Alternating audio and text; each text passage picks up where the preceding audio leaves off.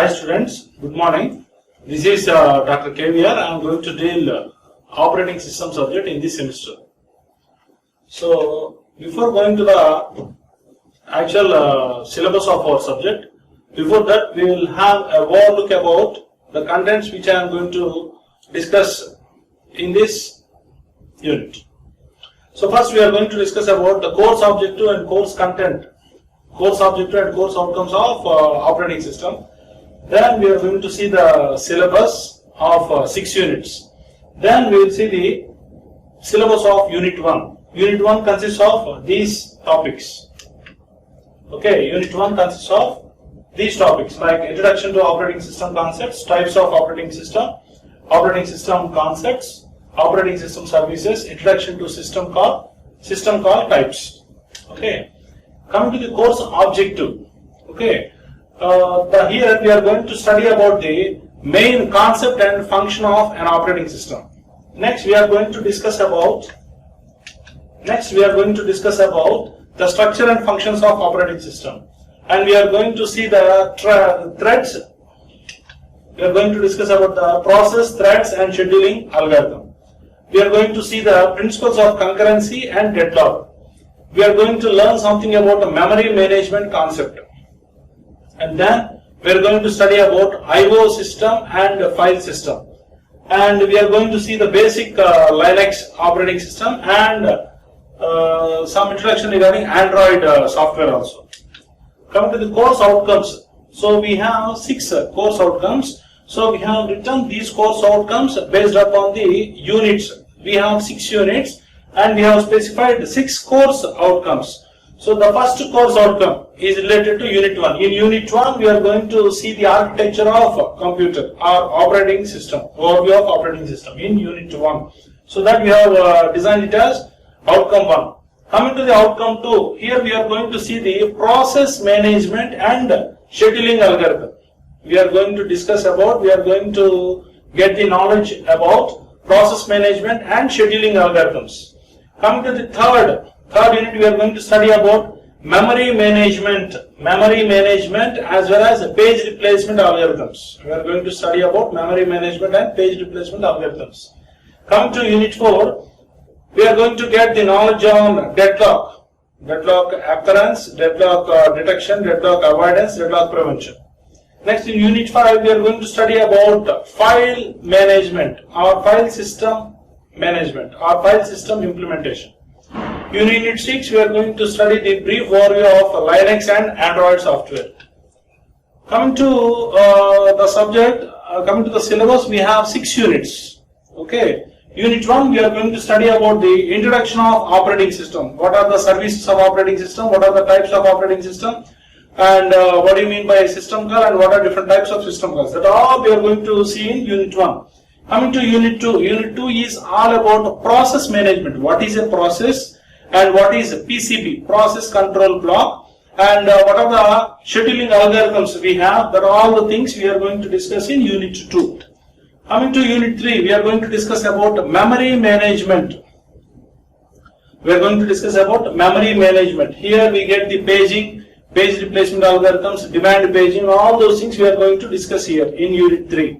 Coming to unit 4, it is all about concurrency and principles of deadlock. Okay, we are going to discuss about the concurrency, synchronization, semaphore, wait, all those things we are going to discuss in unit 4. At the same time, what's a deadlock, how we can avoid deadlock or how the deadlock prevention can be done, all those things we are going to discuss in unit 4.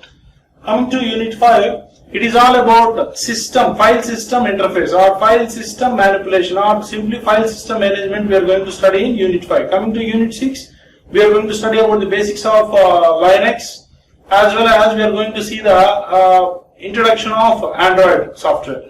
Okay. So the prescribed textbook, these are the prescribed textbooks out of which this is Galvin. So this book is very good. I mean, this is highly recommended book. This is high standard book and I recommend you to buy this book. Okay. And these two are the reference books. The remaining 2 are the reference books. This book Operating System Concepts by Silver Sketch and Galvin. This is the prescribed book. So coming to the introduction, what is an operating system? What do you mean by an operating system? So we know that an operating system is nothing but it acts as an interface. An operating system acts as an interface, or it acts as an intermediary between the computer user and the computer hardware. Okay, operating system acts as an interface between the user and the hardware components. Okay, that's what we have specified. An operating system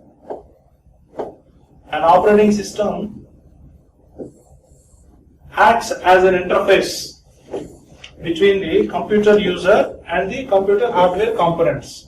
Okay, so an operating system, see, all these are different operating systems we have. Okay, so we already know that an operating system acts as a program manager to manage, to control and coordinate all the activities that takes place within a computer.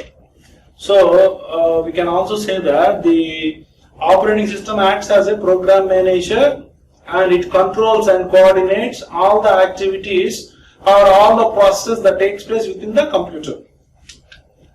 So we have different operating systems for that. Different types of operating systems were there. Okay, so they were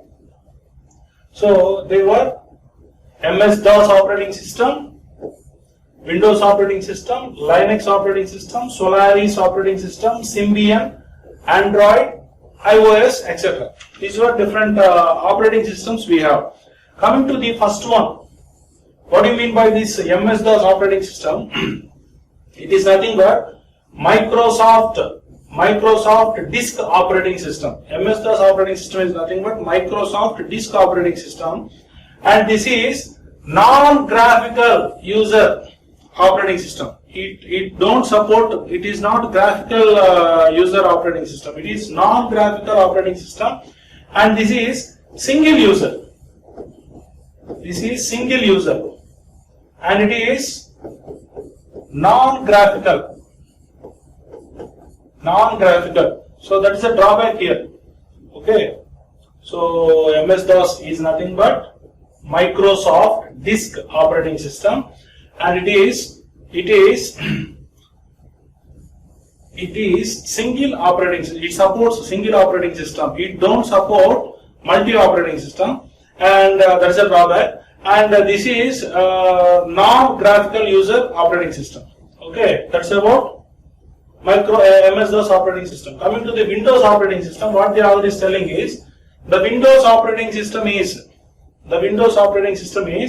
it is multi-user.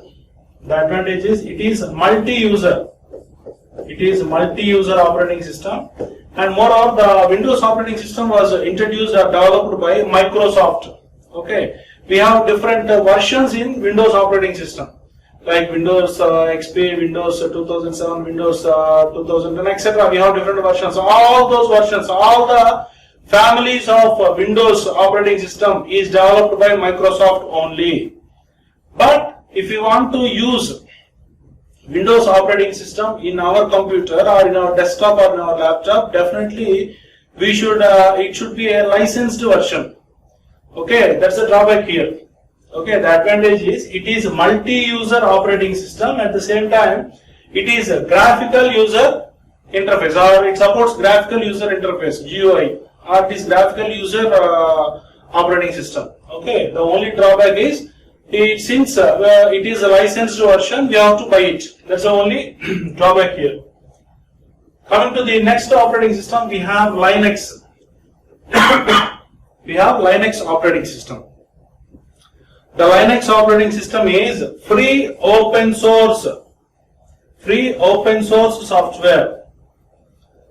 The Linux operating system is free open source software. It was developed by the group of Unix. I mean, it is related to Unix operating system only, or okay, it is developed based on Unix. Okay, so this is free operating system, so we can easily download it and we can use it. There is no need of any license, or we need not buy this. Okay, and it is compatible and it supports in any platform or in any environment. We can install this Linux operating system in any system. Okay. The drawback here is most of the people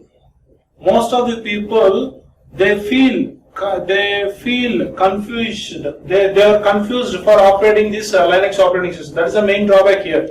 If you are a new user using the computer or laptop, if that computer or laptop is having Linux operating system, then there is a chance that that particular user, the new user, may be confused. That is the main drawback of Linux operating system. Okay, because if you want to use Linux operating system, you must be familiar with the computer or laptop. Okay, so that's the drawback in the Linux operating system. Next one is Solaris operating system. The Solaris operating system was developed by Sun Computers. Okay, so it is very much used in around between 2000 to 2009 or 10. This was used drastically. The main drawback is this operating system is expensive. That is a drawback with this Solaris operating system is a little bit expensive.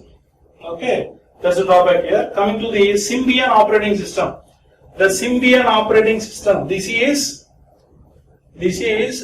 mobile operating system. This is also mobile operating system.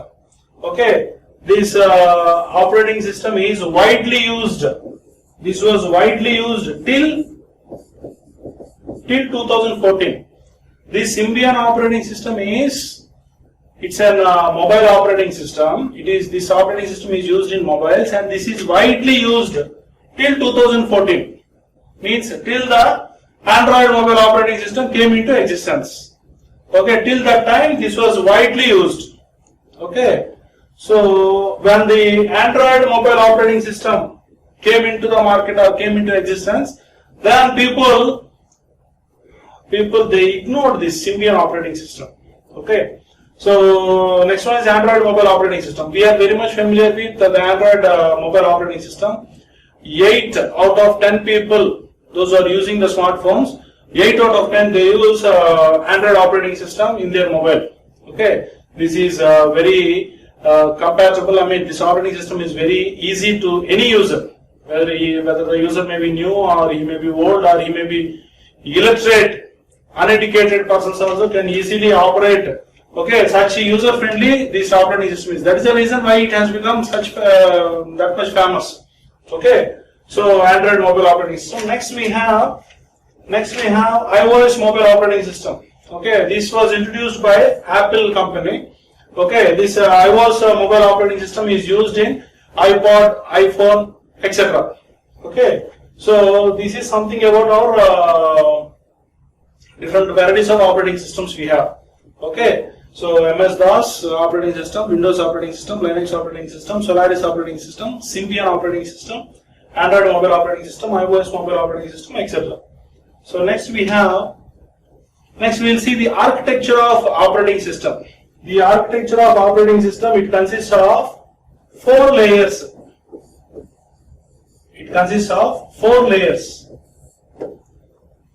The architecture of operating system, it mainly consists of 4 layers. Okay, we will see those. The first layer is the computer hardware. So what else comes under computer hardware? All the computer components comes under computer hardware. Okay, we are very much familiar with the computer hardware. All the hardware terminals, all the I/O devices, all the computer hardware, computer components will come under computer hardware. Next we have operating system. See, computer hardware is one layer. Second layer is operating system. We know operating system acts as an interface between the computer hardware and the computer user. We will see. This is second level. I mean, we have discussed. The architecture of operating system consists of 4 layers. 4 layers or 4 levels. 4 layers. First layer is computer hardware. Second layer is operating system. The third, we have system software and application software. Okay, consisting of these are the examples for system software and application software. And final layer is the computer users. See. So here this is first layer, this is second layer, and this is third layer, and these all comes under fourth layer. See, the operating system is acting as an interface between the computer user and the hardware components. Okay, operating system is acting as interface between. Okay, computer hardware and computer users. Okay, coming to the this one. This is system software and application software. What do you mean by system software and application software? System software and application software. First we will see what is system software. System softwares are nothing but system softwares are the softwares which are installed when we install an operating system into our laptop or desktop. Whenever we excuse me, whenever we install any operating system into our mobile or into our laptop or desktop, so automatically these system softwares were installed inside the installed inside the computer, inside the laptop or desktop. Some of the examples for the system softwares are compiler, assembler. These are some of the examples for system softwares. So what is the use of compiler? What a compiler does? A compiler will convert the high-level language into machine understandable language. Okay, whenever the user writes any program in different languages like C, C++, Java, COBOL, Python, etc., that program which was written in high-level language, that program will be converted into machine understandable format. Or converted into machine level language, or a high level language program is converted into low level language. Okay, so that is the use of a compiler. So we also have some of the examples for system software is compiler, assembler. Next we have translator. Okay, so we have linker, loader, etc. All those are some of the examples of system software. Come to the application software.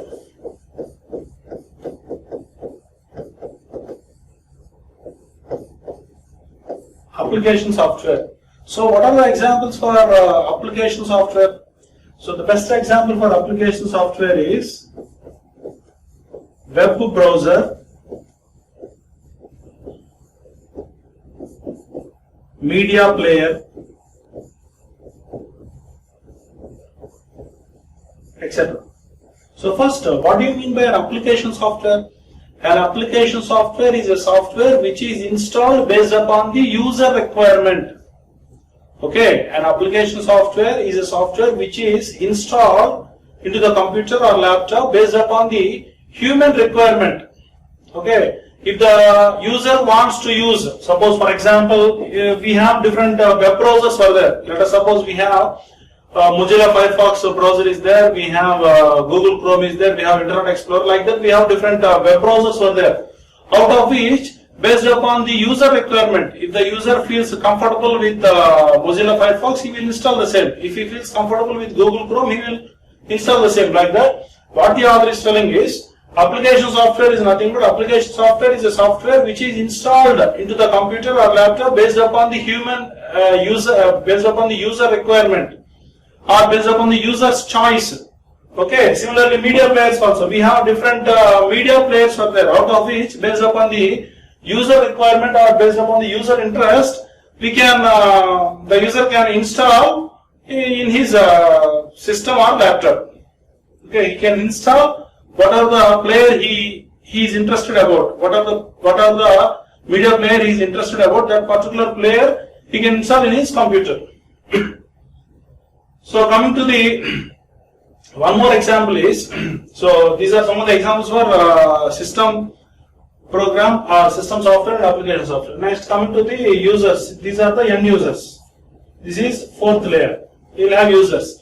So the end users are free from interacting with any type of, they can work on any software, any system softwares or application software. They can work on any system software. They can work on any system software or application software. These are the end users. These users can work on any system software or application software.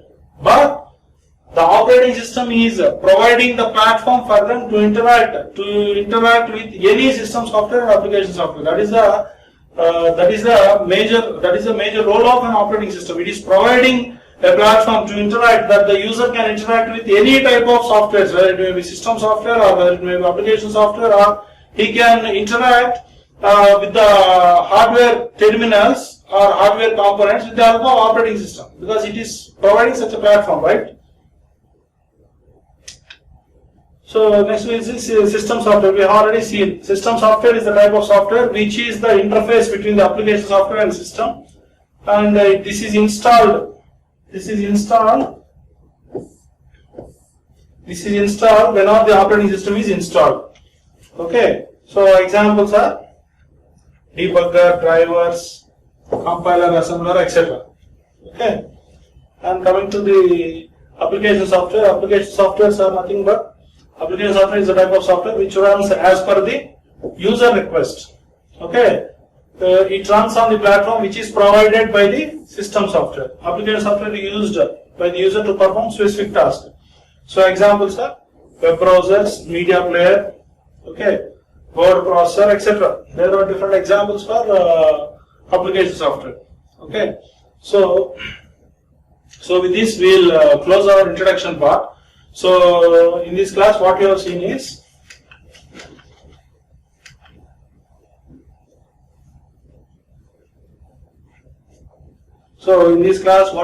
is we have seen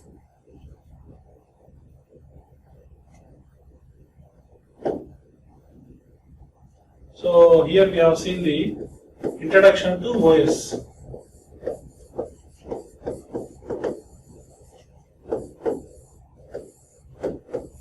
We have seen the introduction to operating system. So here we have seen the course objectives,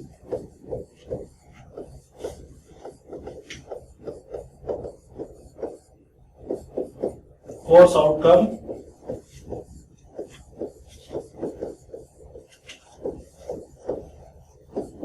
we have seen the syllabus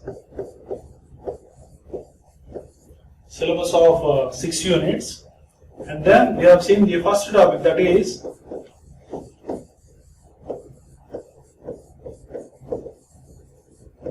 introduction to operating system. Here we have seen the definition of operating system, operating system types,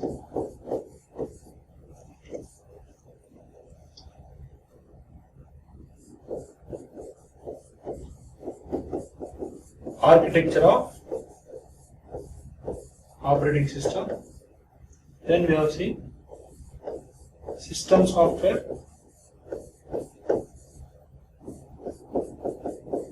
application software.